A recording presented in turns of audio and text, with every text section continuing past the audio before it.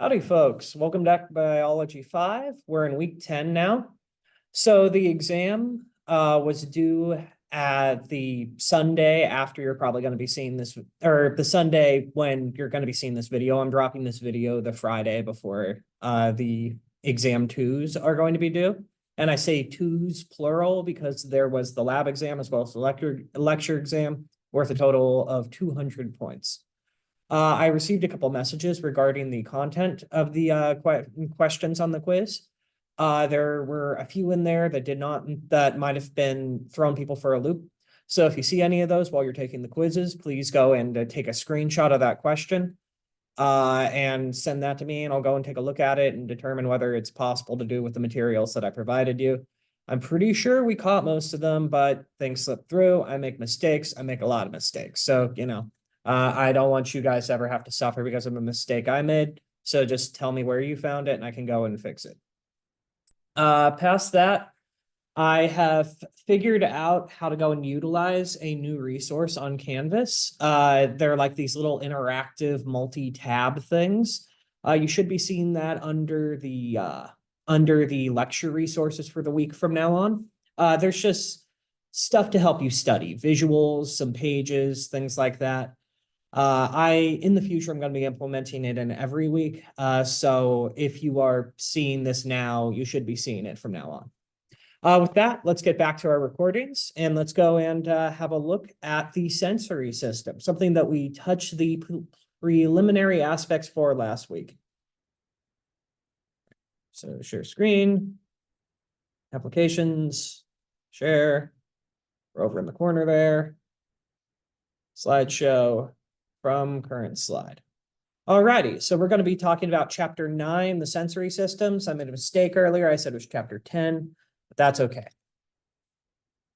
So in this, we're going to be talking about the sensory receptors, the classes of receptors, the general senses. Then we're going to go a little further into each of those senses, those being vision, hearing, balance, and the vestibular apparatus of the inner ear. This is also known as your sense of gravity. Smell and taste. So sensory receptors are structures that are specialized to detect and respond to changes in the external or internal environment. This response is these tissues then respond by generating electrochemical messages. If a stimulus is strong enough, then the action potential is going to be conducted to the brain. So this is the reason why you don't detect every single thing. It has to put out enough input to catch your attention. Now, sensation is the awareness of a stimulus. So sensation experience depends on which part of the brain receives the impulses. So you remember that homunculus we looked at last week with the brain showing which part corresponded to which sense? That's kind of what I'm talking about here. Perception is when you have conscious awareness of sensations. Like I may start shivering when I'm cold without noticing that it's cold. But when I am aware of being cold, that is when I'm perceiving being cold. So understanding the stimulus has occurred when the cerebral cortex. So your ability to interpret the stimulus is going to go and have to wait until the cerebral cortex integrates that sensory input. So it's going to be processed there. Here you can see we have a stimuli, in this case, somebody getting stabbed with a needle or somebody seeing a light, and then that's going to go to the corresponding organ to go and interpret that. So here's some nerve cells. Here's the eye apparatus designed to go and collect light. That's going to go and travel along the nerves of the eye, as well as the spinal cord, interface directly with the brain, and then the brain is going to have to interpret that information and figure out what it means. So sensory adaptation. Sensory receptors stop responding. Occurs when continuously stimulated, leads to a decrease in the awareness of the stimulus. Yes. So this is basically part of acclimating to sound. Most common example of this is going to be acclimation to sound. So if you grew up in a more rural area or with a more quiet family, You might have gotten overwhelmed once or twice when you first were heading out into crowds or having to go and talk to large groups of people, things like that. Part of this is because a structure called the hypothalamus in the brain needs to be trained to filter out non-relevant auditory stimulation. So you need to learn how to ignore sounds. It's a skill set. You need to go and constantly be challenging it in order to go and improve it. You can do this for other things as well. If you're in an area with very bright lights, you're going to go and start to get more accustomed to it. If you're in an area with very dim lights, you're going to start to get more accustomed to it. Your senses are going to go and respond depending on what actually happens to the inputs. If you have a natural adrenal response, anytime you see like the color bright pink, or to use a ridiculous example, if I put you in a pink room for a couple of weeks, you're no longer going to react to pink. Some of them can go in vary and adapt very quickly. So that'll be like your pressure and touch. So you get acclimated to certain pressures and touching around your body. This is in part why you can lie down on things without it being uncomfortable. Your body's getting used to the pressure on your back while you're lying down. The muscles and the joints that report on your body position are never going to adapt. This is always going to give you a baseline, a reference for where your limbs are positioned. Like if I put my hand underneath this table, even though I can't see my hand, I can still track basically where it is with my eyes because I can feel where my hand is under the table. The body has many specialized receptors. We have mechanoreceptors. Those are going to go and detect mechanical movement or pressure. We have thermoreceptors, which are going to detect changes in temperature. Photoreceptors, which can detect light. We have those in our eyes. Chemoreceptors, which can detect minute chemical differences in things. We have those in our taste buds and our sinuses. And pain receptors, which we have throughout the majority of our external tissues. So for the general senses, touch, pressure, vibration, temperature, body and limb position, and pain.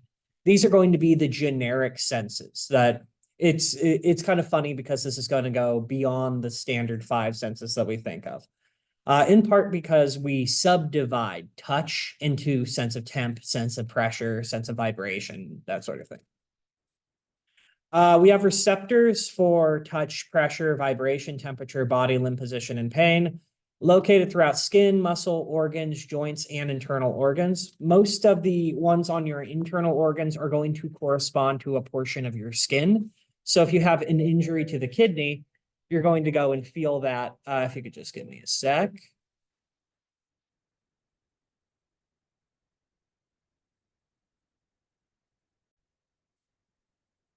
Sorry about that, kids. That was a call from my Rite Aid pharmacy letting me know my prescriptions are in, which is always fun. Without further ado, let's get back to the presentation. All right. So, alrighty. So you're going to go in. So let's say you damage an internal organ. That's going to correspond to pain in a section of your skin above the organ. Like if you get stabbed in the kidney, you feel pain in your lower back around your short ribs. General senses are ones that we are not so the general senses are ones that we aren't super aware of passively. Like you tend not to go and notice vibration and you're not constantly aware of the temperature, and you're not constantly aware of like everything going on in your body. But these are going to go and be the senses that are going to primarily focus on maintaining your homeostasis. Making sure you're providing the right temperatures and maintaining internal bodily conditions within an optimal range. Now, special senses, these are the senses that you're actively aware of. And these are going to go and include, to a degree, the traditional 5 senses, with an exception of touch. It has been exploded out and subdivided, and all we have left here now is equilibrium.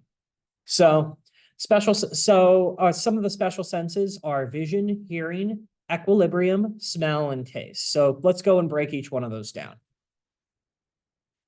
We rely on the special senses to perceive the world, The receptors tend to be located primarily in the head. This is a phenomenon known as cephalization, and it occurs in the majority of chordate taxa. Often they rely on specialized structures within the head in order to go and be able to provide that function. Receptors tend to rely on either free nerve endings or encapsulated nerve endings. So free nerve endings are the tips of the dendrites of sensory neurons. An encapsulated nerve ending has a connective tissue capsule or sheath that's going to go and enclose and protect the tips of the dendrites of certain neurons. So they're going to be a little bit more resistant to damage than the free nerve endings, but the free nerve endings are going to be a bit more sensitive and able to go and detect more subtle signals. Here's a diagram just showing how most of this works. So here we have the epidermis. Within the epidermis, you can see that there's free nerve endings wrapped around the hair. That is how you detect touch when something touches your hair and moves it. This is the logic behind like a cat whisker, or like if you brush your arm hair against something and you feel the arm hair, that's what you're feeling. Then you have free nerve endings that are also going to be managing pain, heat, and cold. Those are just going to be loosely embedded in the shallow layers of the skin. You have something called a Merkel disc, which is going to go and convey information. Or sorry, you're going to have something called a Merkel cell that's going to go and be slightly deeper in the skin. That's going to convey information to the cell called a Merkel cell. Now, Merkel cell is going to then confer light touch information to the Merkel disc, which is a neural complex that's attached to that Merkel cell. We also have a bundle of dendrites inside of a capsule called a Meissner corpuscle. This is going to go and allow you to touch things very lightly as well. Now, stronger pressures are more deeply embedded in the tissue. These are the Pacinian corpuscles, and they're also going to go and be capable of detecting strong vibration as well as strong pressure. Dendrites are, the Ruffini corpuscle is going to go and fulfill a similar function, except it's going to sense continuous pressure. So it's going to go and start here and then pass off to here. Touch, pressure, and vibration all rely on structures known as mechanoreceptors. So a mechanoreceptor is going to respond to stimuli that changes its membrane. It's going to go and be able to sense stretching, compressing, or twisting. For touch, the main mechanoreceptors are going to be the Merkel discs. These are going to be the free nerve endings, end on the Merkel cells. They adapt extremely slowly, and they're going to detect light touch or continuous light touch. The Meissner's corpuscles have encapsulated nerve endings, and they're going to tell us the location of touch. They're very good at detecting tickle and light touch, and they can adapt quickly. So this is why if you focus, you can stop being tickled. Like if someone's tickling you, you can focus and the sensation will stop. In addition, you have a Pacinian corpuscle. This is going to be layered tissue surrounding a nerve energy, which is going to go and sense initial pressure and vibration. It's pretty heavily lamellated. It's going to adapt very quickly, and it's going to be more focused on heavier pressure. The Ruffini corpuscle is going to involve encapsulated nerve endings, and it's going to be mainly focused on detecting continuous pressure. This is very slow adapting. And again, because it's embedded deeper in the skin, this is going to focus on higher pressures as well. The deeper in the tissue it's embedded, the stronger the stimulus that is needed to reach the specialized form of tissue that you're trying to affect.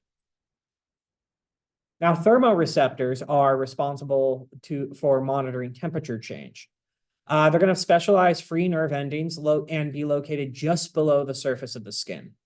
One type is going to respond to warmth, while another is going to respond to cold. They are pretty fast adapting. Like when you spend a few weeks in a cold or a hot climate, you're going to go and adjust to it. And you're also, yeah. Oh, whoops. Body and limb position is going to be monitored by proprioceptors. And these have constant monitorization from the brain regardless of input. This is why you always have an awareness of where your limbs are. Muscle spindles are a type of specialized muscle fiber that are then wrapped in sensory nerve endings, and they monitor the length of skeletal muscles. These take a very long time to adapt. These are going to go and, in part, these are going to go and, this is going to go and help you, again, measure the position of your limbs. This is going to be kind of fall into a similar category to the proprioceptors. Tendon organs are highly branched nerve fibers that are within tendons and very slow adapting, and they're going to measure muscular tension. So these, along with the muscle spindles and tendon organs, are going to go and serve to keep you from overexerting a muscle and damaging it. They're going to detect the level of tension and keep it within, and attempt to keep it within a tolerance that's going to avoid damaging your muscular tissue. It is possible to overwhelm this, especially if you're having an adrenal response, which is in part how somebody on adrenaline can like lift up a car. When they're done, they usually have severely injured themselves. Right. So information is taken from the inner ear using utricles and saccules and conducting information through semicircular canals. So here is a image. Huh. That's a little weird. Anyway, information from the inner ear is going to go and be conducted from the. I have no clue why this section's here. That's kind of out of place. We'll come back to that later. All right. Here is a diagram showing the complex of the muscle spindles and the tendon receptors and how they kind of interweave into the muscular system to make sure that you don't overexert yourself and destroy tissue. Now, pain is going to go and be monitored by free nerve endings distributed in all the tissues of the body. Damaged tissue is going to release chemicals that alert these nerve endings. Aspirin and ibuprofen, along with other NSAIDs, interfere with that chemical production and the reception of those chemicals by nerve endings, which is how they regulate pain. Willow bark is a natural source of aspirin.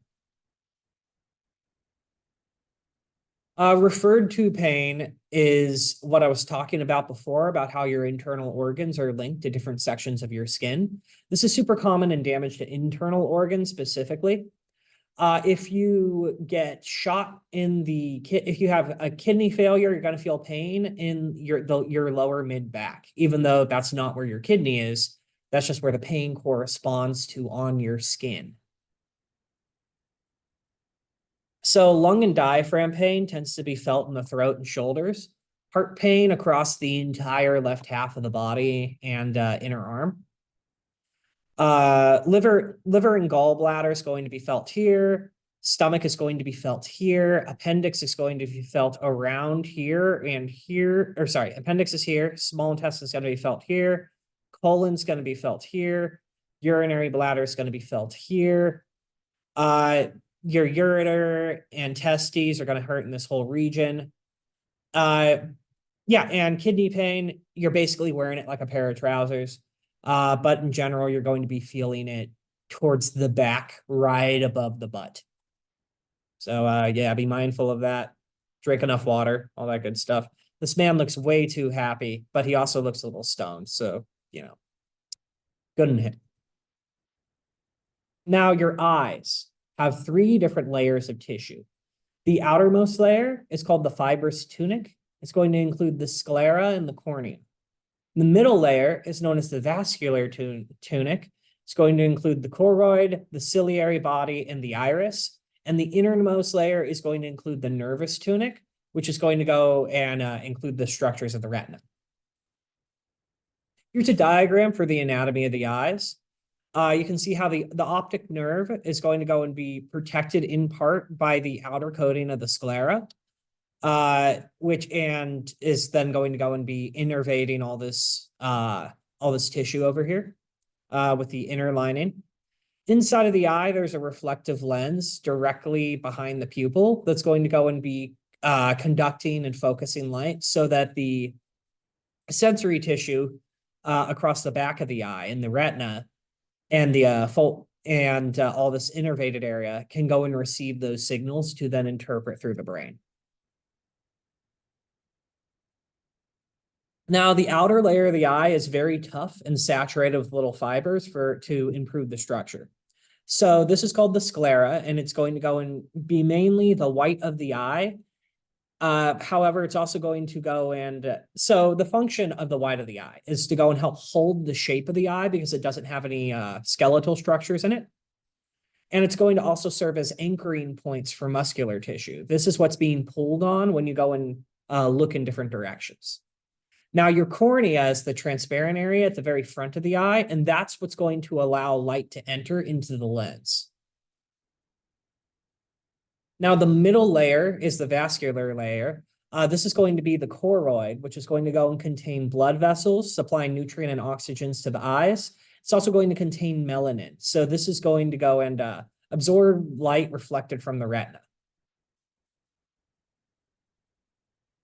Now, the middle layer also includes the ciliary body, which is a ring of tissue of primarily muscle that's going to encircle the lens and hold the eye in place and control its shape. In addition to this, we're going to have a muscular tissue interior to the ciliary body called the iris, and that's going to be able to enlarge, contract, or expand in response to external light or hormones. It's how we regulate our pupil size. The pupil itself is the opening in the center of the iris that's going to regulate light entering the eye and reaching the retina. It's going to try to dilate in dim light, and it's going to try to constrict in bright light. And again, that's going to be controlled by the function of the iris.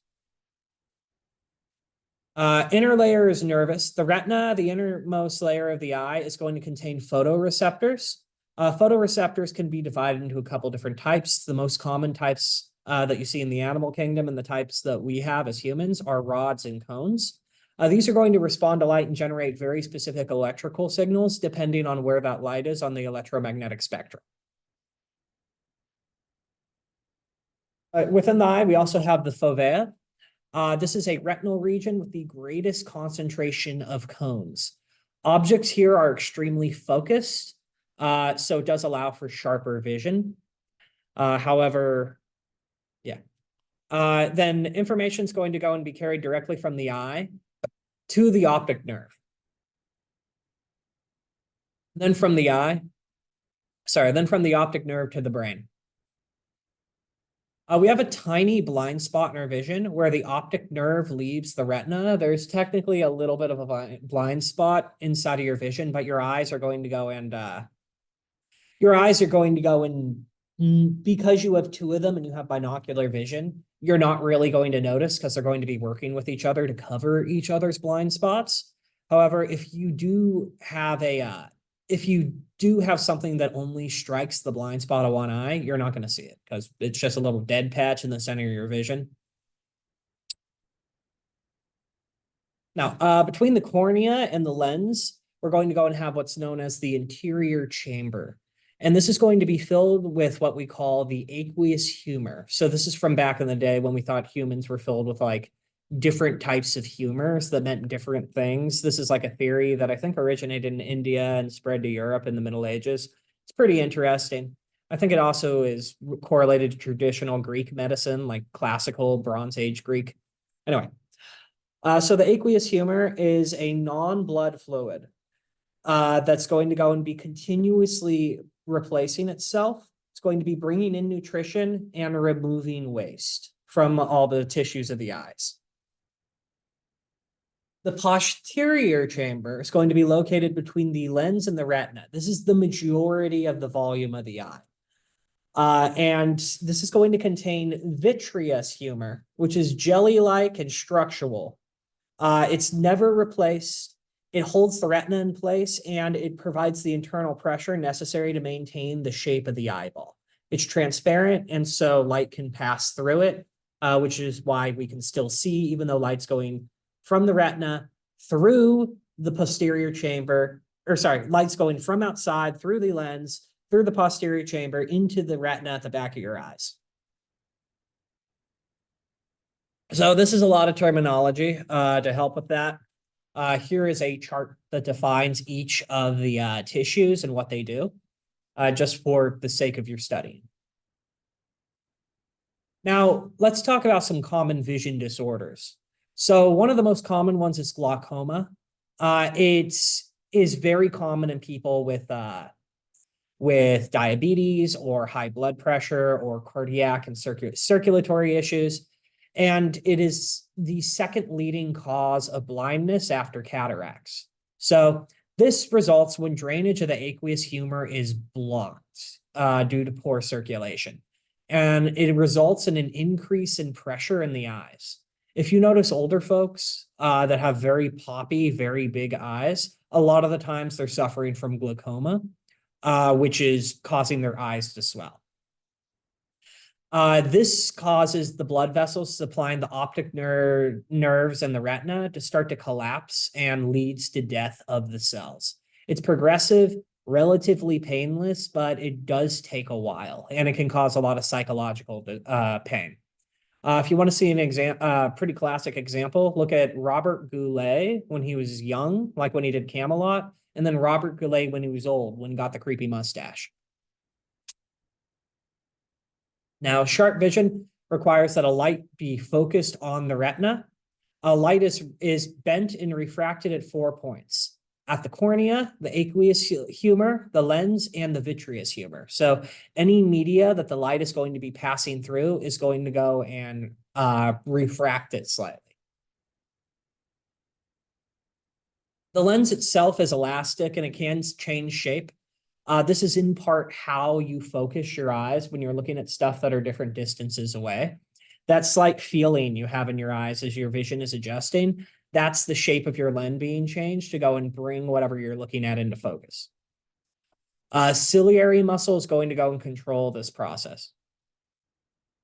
Now, accommodation is the flexing of the shape of the lenses is called accommodation. And it's going to be doing that by changing the angle of light entering your eye. Ciliary muscle is going to go and be the primary driving power behind this. Interesting phenomenon. Whenever you pass light through a lens, the image that it's presenting inverts. So the brain actually takes effort to go and reverse this image again. This is also an issue in microscopes. You have to have an even number of lenses, or the image is going to be inverted when the subject is looking through it.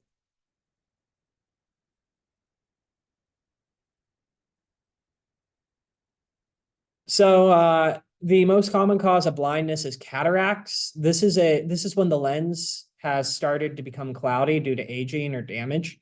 It happens to pretty much it's a very common disorder. The lenses can accumulate scar tissue over the course of your life, and it is inevitable that they will. Luckily, we have a lot more surgeries nowadays that can correct for this and help fix this. It's very rare to see somebody go blind from cataracts that still has access to full medical care nowadays. That is one of the Western medicine is one of the greatest things that Western civilization has ever done. This is what a cataract looks like. This poor guy probably wasn't in an area where he could get appropriate treatment for it, so they weren't able to do a lot about it. Alternatively, he might have been injured by a physical injury, like something got in his eye, in which case the lens might be too damaged to replace. If you can catch it early, there are things you can do, but when it's progressed to this degree, it will require a major surgical intervention. And when you're treating older patients, that's something you always need to think about, whether it's worth it or not for them. Because the older you are, the more dangerous surgeries are. Like getting knocked unconscious, even if it is chemically for surgery, is kind of rough on the system. So it's something that you always need to think about. Now, focusing problems are another common disorder of vision, as you can see by my lovely, lovely glasses. There are a couple different categories, and these are farsightedness, nearsightedness, and astigmatism. So causes include discrepancy in the thickness or curvature of the lens, as well as the actual shape of your eyeball. A lot of these are, so normal vision can be restored with corrective lenses and occasionally laser-assisted surgeries. Although the laser-assisted surgeries do have certain issues, they can partially ruin the ability of your eye to focus, depending on what kind of surgical intervention you need, which can ultimately result in migraines, loss of effectiveness of vision because you can only focus at a certain distance in each of the eyes. It's something that you really need to talk about with your doctor, and in addition, research pretty heavily before you commit to it. You only get 2 eyes, so you don't want to screw them up. So nearsightedness is where you see well close up, but poorly far away. These can be corrected using concave lenses. So lenses that are dished inward. Farsightedness, this is when someone can see something well far away, but have a lot of trouble seeing things up close.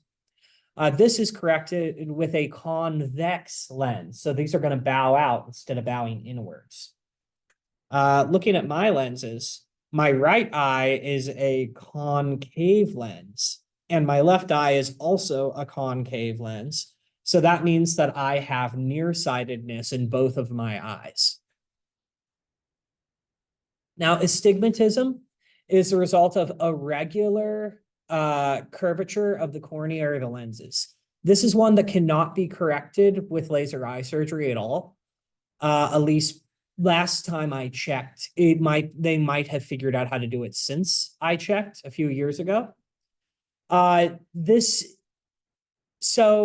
can be corrected simply by finding the sweet spot of focus within their eyeglass lens. Like, because there's going to be a spot where if it's too small, it's going to not be focused, and if it's too great, it's going to be not be focused. Astigmatism needs an extremely specific prescription to treat visually. Here's the different definitions. Yeah. Yeah, the biggest problem is because these are smooth, continuous deformities, it's pretty easy to go and correct for them. Because this is an asymmetrical deformity, it requires a lot of custom equipment, and it's not really scalable down in general. So it's interesting. And here's just showing how that works on a couple different, here's someone with astigmatism, nearsightedness, and farsightedness. This is what each of them are going to be seeing. Or sorry, this is a normal eye. I believe this one's farsighted, yeah. And this one's nearsighted.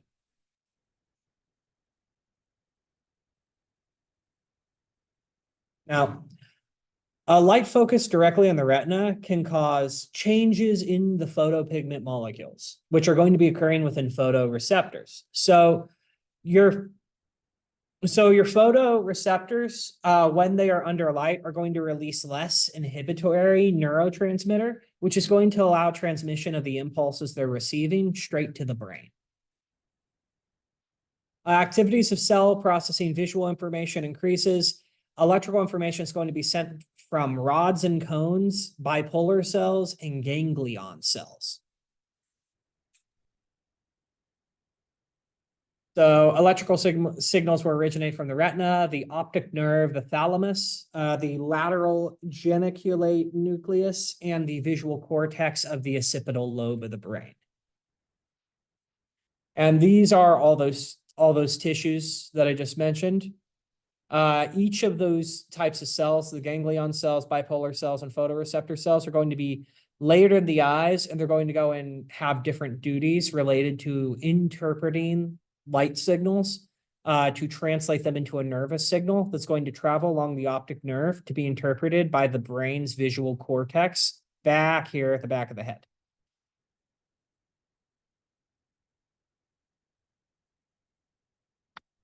Now, there are two types of photoreceptors, and these are the rods and the cones. They're going to respond to light, and they're going to send neural messages to the brain. So rods will give you vision in dim light, a lot more numerous than cones. They are also a lot older than cones. This was one of the first types of photoreceptor. And this is responsible for black and white vision and contains the pigment rhodopsin. Rhodopsin breaks down in bright light and then it's regenerated in the darkness. So this is, this is going to be the main way that you interpret stuff like that. Your peripheral vision relies mainly on rods. So technically the very edges of your vision are in black and white. Your cones are going to be responsible for color vision, and they're going to produce very sharp images. The three types of light that are going to go and be recorded by your cones are going to be red, blue, and green light. This is also known as the RBG or the RGB scale. It is the spectrum of light that most visual media is produced in because if I'm making a monitor, I only need to code technically for three colors. Well, okay, if I'm designing a pixel in a monitor, it only needs to be able to go and shine red, blue, and green at different ratios in order to produce the full visual color spectrum. So color blindness, this is a reduced number or a lack of one of the types of cones. For instance, like if you're red, green colorblind, you only have the cones for blue color and black and white color. So color, function, and vision, rods function in black and white vision. This is our cone, this is our rod. They're called that because of their physical shapes. Cones end in a point, rods end in a flat platform. There are going to be a bunch of discs containing visual pigments in there, nucleated cells, and then synaptic endings that are going to be transmitting those signals back towards the optic nerve. This is a color blindness test for red color blindness. So if you're missing your red cones or your red green color blind, this would be a blank image to you. If you're not colorblind, you should be seeing the number 12 inside of this. And this is one of those tests that they have kids go through to go and figure out what they can see. Certain types of color blindness disqualify you from having a license because you can't interpret traffic signals anymore. And there's a few other things like that. It's an interesting field, optics. So here I have a little video that's going to go and explain some of the anatomy a little bit. Captions will be across the bottom. If you guys can, yeah, let's get started.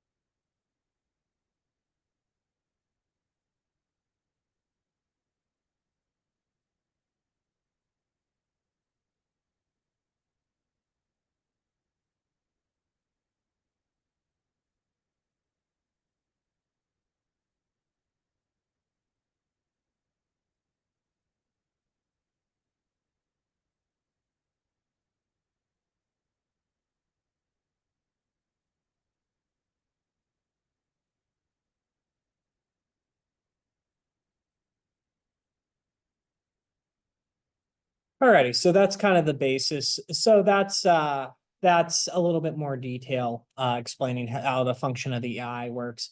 The eye is one of the more complicated structures in the human body. So if this is difficult, which it is difficult, then and you're getting frustrated, don't beat yourself up over it. This stuff's hard, you know. Now the ear. Yeah, I don't know why that one note on the ear was in the middle of a slide earlier. That was kind of weird. But the ear collects and amplifies sound waves. Sound waves are produced by vibration.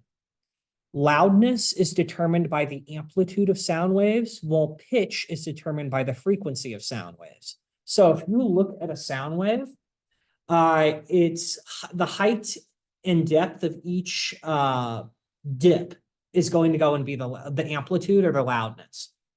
While how close each one of those oscillations is to each other is going to determine the frequency or the pitch.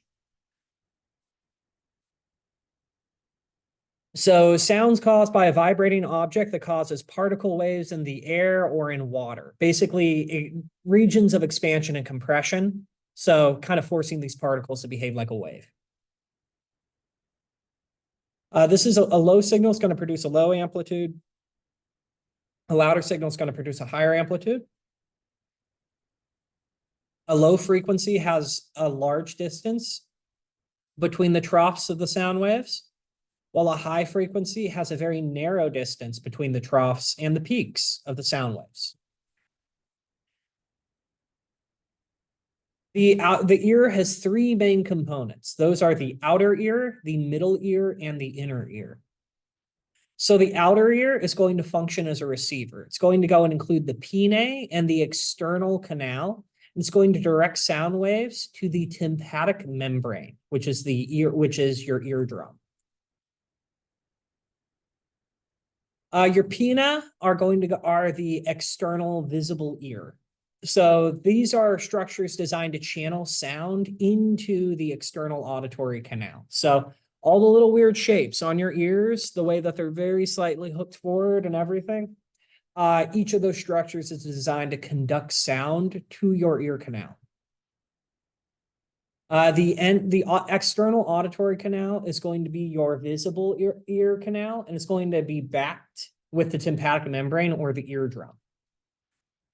So here's our pinnae, external ear structure, external auditory canal, and then here you have your eardrum, your tympanic membrane, which is going to go and vibrate, in turn causing the bones of the middle ear to move. So these bones are fascinating because they are actually the top part of our jaw.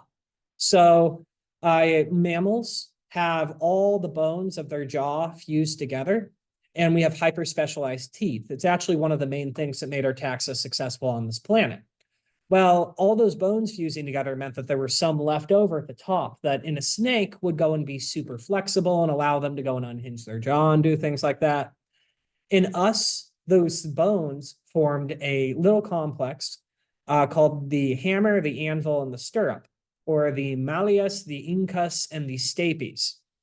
Those are going to go and amplify vibrations from the tympanic membrane and then conduct them over here to our auditory, to all these semicircular canals, which are going to concentrate the sound further, like the horn on a trumpet, and then go and bring those vibrations directly to the auditory nerve. Down here, we have the auditory tube. This is going to allow fluid to drain out of this cavity into the back of the throat. Oftentimes, children will need to get tubes in their ears. This is because this cavity is not large enough to allow for proper drainage, leading to swelling back here, an extreme amount of pain, and ear infections, pretty much. Frequent ear infections are very common in children. Now, the tympanic membrane separates the outer ear from the middle ear, vibrates at the same frequency as the sound waves, transfers vibrations to the middle ear. It needs about equal pressure on both sides to vibrate properly, which is why you can't hear very well underwater and why you need to pop your ears, allowing a little bit of air to shoot up this auditory tube to equalize pressure on either side whenever you're changing elevations. Whenever I go up mountain, I always yank on my earlobe and I yawn to open up that tube and let the pressure equalize on either side. Now, the middle ear functions as an amplifier and also a pressure release to go and make sure that you don't blow out your eardrum. Air-filled cavity with the temporal, but within the temporal bones of the skull, there's going to be the three auditory bones or ossicles, which are the malleus, the incus, and the stapes, or the hammer, the anvil, and the stirrup. The middle ear bones are going to convey airborne sound waves as vibrations from the tympanic membrane to the oval window. The oval window is this little protective sheet right here that's then going to go and pass on information back to the semicircular canals.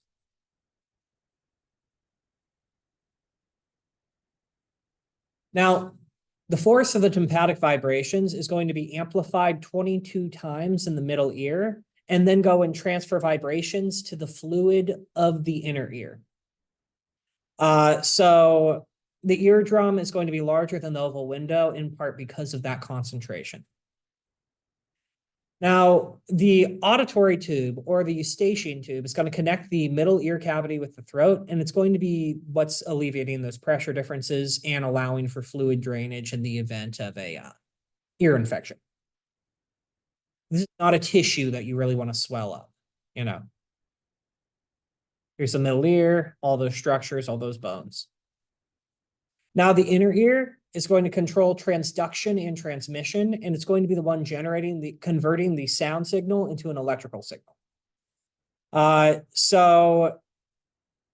Yeah, this is also where your balance and your equilibrium is going to be controlled, like your sense of gravity is due to fluid inside of the inner ear.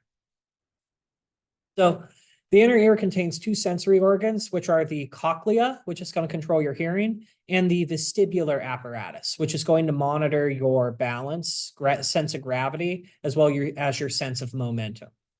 Basically, you feel the liquid slosh around in your ear, and that tells you which way is up and how fast you're going.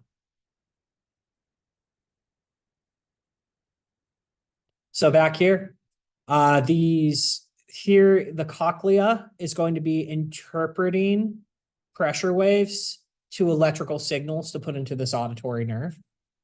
And these tubes here, the vestibular apparatus, are going to control this is your gyroscope. It's going to tell you which end's up and how fast you're moving. These are all those structures and their function defined to make it easier to study. Now, the cochlea is Latin for snail because it's a little spiral, looks like a snail. It's going to have two openings. The first is the oval window, which is going to transduce vibrations to fluid waves in the inner ear. The second is the round window, which is going to go and relieve pressure from those fluid waves to make sure that we don't damage any of our tissue. The cochlea has three longitudinal compartments that are filled with fluid. In addition to the cochlea, we have the vestibular canal, which is going to have an upper compartment, and it's going to begin at the oval window. The cochlear duct is going to be the central compartment. It's going to have a floor composed of a basilinear membrane that's going to support the actual spiral organ of the corti. The tympanic canal is going to go and be slightly lower, and it's also going to terminate at the round window. Now, the spiral organ is the one that is most directly responsible for hearing. So the interior of the spiral is lined with tiny hairs, and those hairs are going to go and be overhanging the tectorial membrane and vibrating. So we look here, we have these tiny hair cells that are going to go and be anchored inside, anchored right here deep inside of the interior of the spiral. So we go inside of the spiral, you got your upper compartment, the vestibular canal, and the lower compartment. Those are three components of the spiral. And then here you have the central compartment. It's going to have the cochlear duct in it. Go deeper into the cochlear duct and you can see the actual spiral organ the spiral organ of Corti is what's going to actually be taking these vibrations from the hair cell and interpreting them into electrical signals. You see how the auditory nerve anchors directly from these little vibrating ciliated hair cells to the auditory nerve. And this is going to be picking up vibrations that are going to be enhanced by these vestibular and tympanic canals. Now, there is a sequence of events in the inner ear. So whenever you hear a noise, your stapes is going to go and vibrate. It's going to move against the oval window, and pressure waves are going to occur in the fluid of the inner ear. These waves are going to cause the basilar membrane to swing up and to swing down. The hair cells are going to go and rub against the overlying tectorial membrane, and the bending of the hair cells is going to go and change the rate of nerve impulses to the auditory nerve, which then can be interpreted as electrical signals and sent to the brain. Loudness is correlated to amplitude. A higher percentage of your hair cells are being stimulated, which is what you're interpreting loudness as. And each individual hair is bending more and under increased pressure. This is going to increase the number of electrical impulses, so your brain's going to treat it as a higher priority. Increased number of impulses, louder noise. Now, pitch the ability to detect pitch is going to vary between individuals. In general, the thickness of your basilinear membrane is going to go and relate in large part to that. If it's very petite and fine, you'll be better at hearing higher pitches. If it's large and thick, you're going to be better at hearing lower pitches. Sounds of different pitches are basically, that is in part why you have the spiral in your ear. The sound wave can actually spiral through that cochlear structure. And depending on where the hair cells are activated along the length of that, that's going to be interpreted based off of how far apart the two areas of stimuli are as different types of pitch. Here's a little diagram that's just going to demonstrate how this all works, or a little video.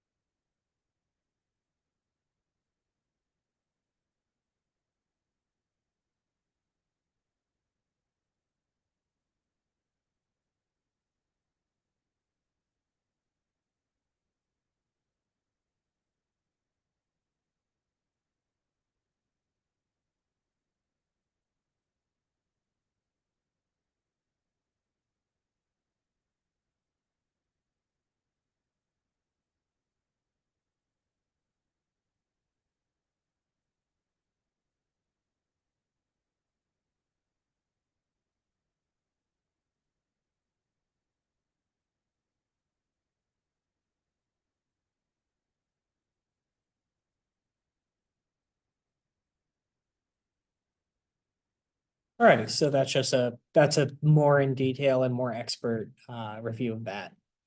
So let's move on. Now, there are a couple different types of hearing loss or common disorders of the ears. So the first is conductive, which is going to involve an obstruction along the route to the inner ear. This could be damage to the medial ear, or it could be damage to the external ear. Most commonly, it's going to go and be damage to the tympanic membrane. You also can have a sensorineural, which is going to be damaged to either the hair cells or the nerve supply of the inner ear. This is going to be more commonly related to damage from high sounds. So external or outer ear infections in the external auditory canal, often caused by water trapped in the canal, create an environment for bacteria. If you ever heard of swimmer's ear, that is a infection of the external auditory canal. There are also other more minor ones that people will get. Every once in a while, somebody will get a pimple on the very interior of the ear, which is considered an external ear infection technically. So middle ear infections are a lot more uncomfortable. Super common in children because of the size of that auditory tube. Basically, this is when an infection of the nose and throat climbs the auditory tubes and enters the ear. This is going to be the classic ear infection. Super common in kids. Auditory tubes are more horizontal in a child compared to an adult. So it's easier for the bacteria to go and flow into the ear instead of what it does with us, where whenever you're vertical, it is draining downwards. So the vestibular apparatus is also fluid-filled. Maze of chambers and canals within the inner ear consisting of semicircular canals and the vestibules. So the semicircular canals are going to help with balance when you're moving, and it's going to control your dynamic equilibrium, your sense of self while moving. Your vestibular canal is going to help with your balance when you're not moving, also known as static equilibrium, or your measurement of acceleration. Yeah. And your measurement of acceleration. This is just telling how fast you're moving at any one time and in what direction. So semicircular canals, you're going to have 3 canals in the ear responsible for dynamic equilibrium. You're going to have an ampulla at the base of each canal that's going to contain a tuft of hair cells embedded in a gelatinous material called a cupula. The semicircular canals, movement of the head causes fluid within the canals to move. Movement pushes the cupula, which stimulates the hair cells, and the hair cells then send a message to the brain. So it's going to work in a similar way to the rest of the hearing system. The vestibule is going to consist of 2 fluid-filled cavities. The utricle, which is going to sense forward tilting of the head, and the saccule, which is going to sense a vertical movement of the head. The vestibule is going to be responsible for your static equilibrium. Both of the cavities are hair cells overlain by gelatinous material with embedded otoliths, or little bony patches. Movement of the head causes the gelatin to move, which will then stimulate the hair cells, and the hair cells will then send a message to the brain. These are those processes laid out. They're very complicated. Honestly, I feel like it's almost not worth explaining it verbally as I just did. It's better to go and work through this diagram. This diagram is breaking down the organization and function of these 2 tissues and these 2 modes of dynamic versus static equilibrium evaluation. So this is definitely one that's worth reviewing. Right. Your olfactory receptors, these are going to be sensory neurons with super long sensory hairs covered by mucus located in the roof of your nasal cavity. These will be replaced over the course of your life as they're damaged, although very slowly. So if you lose your sense of smell, it may not be forever, but it's probably going to last a while. So molecules in the air are going to be captured and then dissolve into the mucus covering those hairs. Those will bind to olfactory receptor cells. And once they hit a certain threshold of stimulus, they're going to send a message to the olfactory bulbs. The olfactory bulbs will process this message and then pass that information along to the limbic system and the cerebral cortex. So here you can see someone inhales, those receptors are right behind the eye at the roof of the sinus cavity. Then that's going to go and slap along the olfactory tract in the form of an electrical signal, which will be interpreted by the brain. Now, your taste buds are located on the tongue and the inner surfaces of your mouth. And these are going to be composed of taste cells and supporting cells. This is going to replace itself very rapidly, like most of the tissue of the digestive tract. In general, the surface is going to have a total replacement every 10 days. So taste buds support 5 basic tastes, which are sweet, salty, sour, bitter, and umami or meatiness. So taste cells are not neurons. They have taste hairs instead. And those hairs are project into a pore at the tip of the taste bud and have receptors for chemicals found in food. Food molecules dissolve in the saliva, enter the pore, stimulate the taste hair, which is then in turn going to make an electrical signal that your brain is going to interpret. So each of the tastes are going to be associated to a certain macronutrient, in part because of our evolutionary history. So sweet is going to be corresponding to sugar. We have an incentive to go after that because it's a source of cheap calories when foraging and calories that are not going to be available very frequently. So you want the organism to take advantage of that. This would be things like fruit or honey or whatever we found while we're out. Sour, a lot of animals hate sour. Humans tend to like it because we originally were frugivores. And so sour, or we have frugivorous ancestry. So sour tastes correspond to a lot of fruits, which were an important food source, so we tend to like them. Salt, sodium chloride, this is an essential electrolyte. It's also one that we run out of very quickly because we sweat a lot as a taxa. Like humans are one of the sweatiest animals. Bitter, the bitter taste, if strong enough, has a pretty universal reaction in most people. Some people like a hint of it because they associate it with other flavors. Like I like black tea. Black tea has a bit of a bitterness to it. But in general, in nature, bitterness is going to be a signal that something's toxic or spoiled. So that's why we tend to reject that sort of thing. And then we have umami, which is going to correspond to meaty flavors like in mushrooms and beef and things like that. And that's going to go and signal to us that this is a good protein source. So we are omnivorous, and our ancestors were omnivorous. And so taking advantage of protein sources when we found them and really enjoying them was evolutionarily favored at this point. So here you see taste buds anchored on the dorsal surface of the tongue. The papillae of the tongue is going to contain most of the taste buds. And this is going to include a little pore filled with taste hairs, which are then going to go and be anchored onto this supporting cell, which will conduct the electrical signals to the brain. Yeah. So this one was a bit complicated, folks, especially that inner ear stuff. So, take your time on this one. Learning goals. So you should now be able to explain the term sensory receptors, differentiate between general senses and special senses, label the parts of the eye and explain the function of each part in the perception of sight, and describe the mechanism of taste and olfactory reception. You should be able to label the parts of the ear and describe the role of each part in hearing. You should be able to explain how we perceive and maintain balance or equilibrium.